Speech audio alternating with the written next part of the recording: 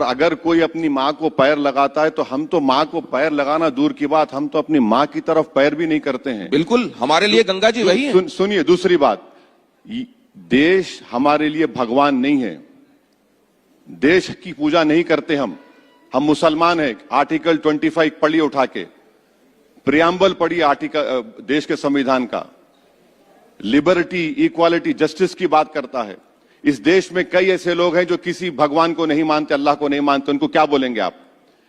मेरी मां मान लीजिए कहीं बैठी हुई हैं और मैं अपने पैरों को वहां से मान लीजिए निकाल रहा हूं, उनको मेरा पैर लग गया, मैंने उनके पैर छू लिए वापस। एक होता है मैं उनसे ये कहूं कि मेरे पैर तो तुमको आते जाते लगते रहते हैं, तो कोई बात नहीं है, फिर पैर लग गया। ये जो आप कह रहे हैं गंगा में हड्डी वाली बात कि वहां सीवेज गिरता है, ये गिरता है या हड्डी विसर्जित की जाती है, ये कहीं हो जाता है, बात अलग है, लेकिन मैं खा के फेंकूंगा, ये तो जानबूझ के किया गया अपमान हुआ ना।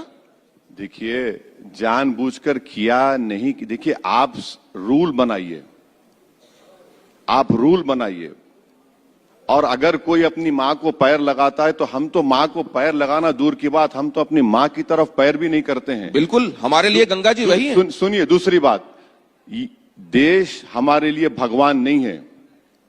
देश की पूजा नहीं करते हम मुसलमान हैं। आर्टिकल 25 पढ़िए उठा के, प्रियम्बल पढ़िए आर्टिकल देश के संविधान का, लिबर्टी, इक्वालिटी, जस्टिस की बात करता है। इस देश में कई ऐसे लोग हैं जो किसी भगवान को नहीं मानते, अल्लाह को नहीं मानते, उनको क्या बोलेंगे आप? इसीलिए कह रहा हूं कि देखिए, मैं आस्तिकता नास्तिकता की बात नहीं कर रहा हूं असद भाई साहब, मैं ये कह रहा हूं आप अगर किसी को बहुत मानते हैं तो मेरा भी ये फर्ज है आपको मानने के लिए कि मैं उसको भी एहतराम दूं, उसको भी मानूं। कौन सा माने आप? हमने क्या नहीं माना? कौन सा? हिंदुस्तान ने क्या नहीं माना? आपने एहसान किया। एहसान नहीं, माना तो एहसान किया, और नहीं तो नहीं माना। ये तो चित भी मेरी, पट भी मेरी हो गई। एक बात सुनिए, ये जो आपका मामला है ना, आपके सवाल की सोच जो आ रही है कि हम बड़े हैं और दूसरे हमसे छोटे हैं, बिल्कुल नहीं, बिल्कुल है।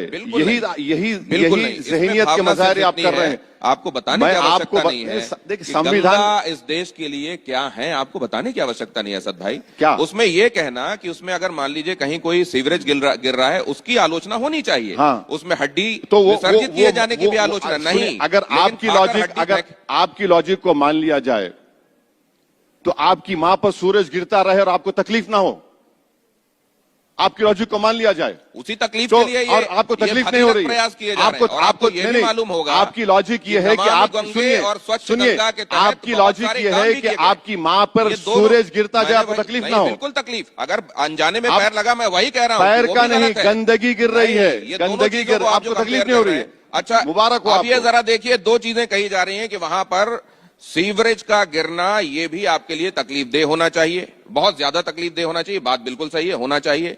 लेकिन खाकर गंगा में हड्डी फेंके जाने का मसला क्या वैसा ही है जैसे सीवरेज का गिरना? आप में से कितने लोग ऐसा समझते हैं? कृपया हाथ खड़ा करें कि एक जैसी घटना है ये एक जैसी घटना देखिए यहां बैठे किसी आदमी को नहीं लग रही। नहीं, मैं देखिए, ये पूरे मान भी लें,